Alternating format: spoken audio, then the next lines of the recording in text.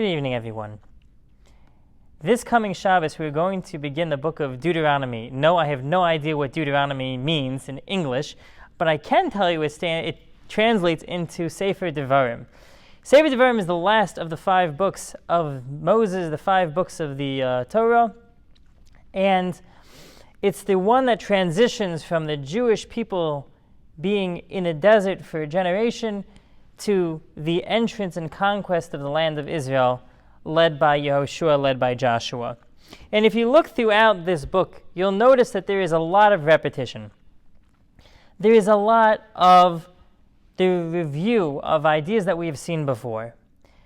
But there's also brand new ideas that we have mitzvos that were not stated elsewhere.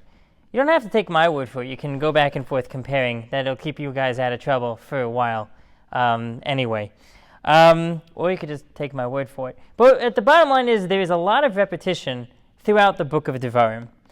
And the fundamental question that many of the commentators ask is, why do I need all this repetition? Just give me the new mitzvos, the new commandments that I haven't gotten before. We'll have maybe a parsha or two, 1 or 2 weeks worth of Torah reading that are extra, and we can stretch them out. We don't have to have 244 verses as we read this past week with Matos Maseh. It would seem to be a little bit more efficient if you want to get into the yearly cycle. What is the reason and what is the meaning behind all this repetition? And there are many answers that the commentators have provided, but tonight we're going to discuss that of the Vilna Gaon, of Elijah Vilna, who is known by his acronym of the Gra.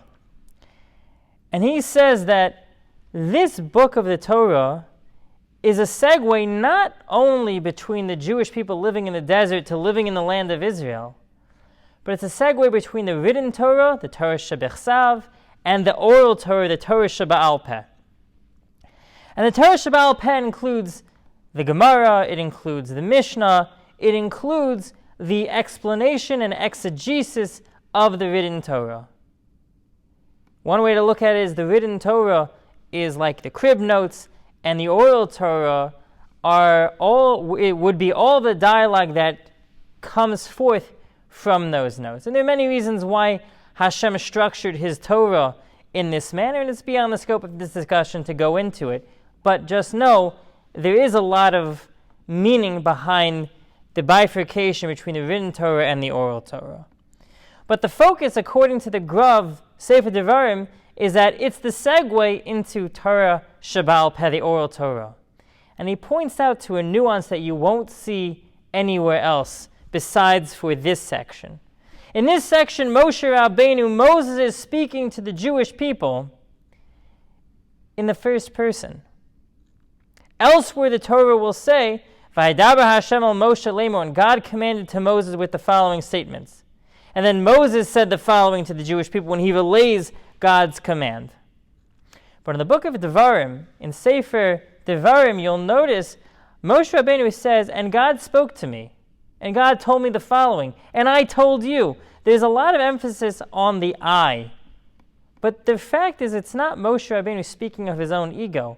Moshe Rabbeinu is describing himself as the conduit between God to the Jewish people. Moshe Rabbeinu is relaying the fact that he was God's mouthpiece, so to speak. And it's fundamental to understand that there are those that say that Moses or other people wrote the Torah on their own, and they point to scriptural inaccuracies. Torah observant Jews don't buy that garbage. In fact, from a Torah perspective, there's no other word to call. I mean, there are other words, but I can't say that in front of the ark behind me. Right? Malarkey, molasses, whatever you want to call it. Horse hockey. Is that going too far? Okay, we're in Missouri, so horse hockey. There's a lot of words that can describe that approach, that the Torah was written by mankind. That's not the approach of the Torah. The Torah approach is that God told Moses, tell the Jewish people the following. Write this down. Record it for perpetuity.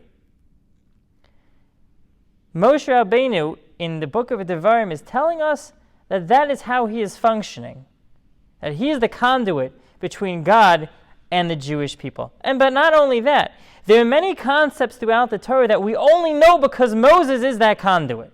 Such concepts are referred to by the umbrella term as a halacha l'Moshe miSinai. It's a halacha that was given to Moses on Mount Sinai. There is no other source for it. And those are concepts that you will find throughout Talmudic literature, of which no one disputes. Because Moses was that reliable of a conduit between the Almighty and mankind. And this is the book. Sefer Devarim is the book where we find all of this taking place. And it's important to keep in mind that there is not one mitzvah in the Bible, there is not one commandment in the Torah of which we have every detail in which we need to observe those respective laws, with every detail included therein.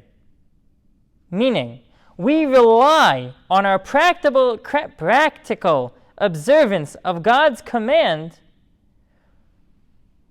We rely upon that which Moses told us in order to know how we should perform it. Here are some examples that I'll go in rapid fire. The fact that tefillin are square, the phylacteries are square, the fact that they're black, the fact that they must be at a perfect square shape, not only on top but on all the sides, and they have to geometrically line up. The fact that an esrog is a fruit that is referred to by the term Pri-Eitz Hadar. The fact that any of the 4 species that we use on Sukkot are those of which that were described. We only know that through this transmission from Moses. The idea that carrying on Shabbos can be permitted through use of an Eruv, that you can combine domains together. And I could keep going, but I don't want to keep you here all night. The point is that this book, Sefer Devarim, is the source of that conduit. Sefer Devarim is where we see this conduit in action. And the bottom line is that without Moshe Rabbeinu, without Moses serving as that conduit, we would have no idea how we are supposed to live as Jews, and we would have no idea as to how we can connect to the Almighty. So as we're going through and we're studying this book, we have to keep in mind just how special Moshe is to our relationship with Hashem, and that without Moses serving as our conduit to the Almighty, we would never be able to develop that connection for which we are striving throughout our lives. Have a great week.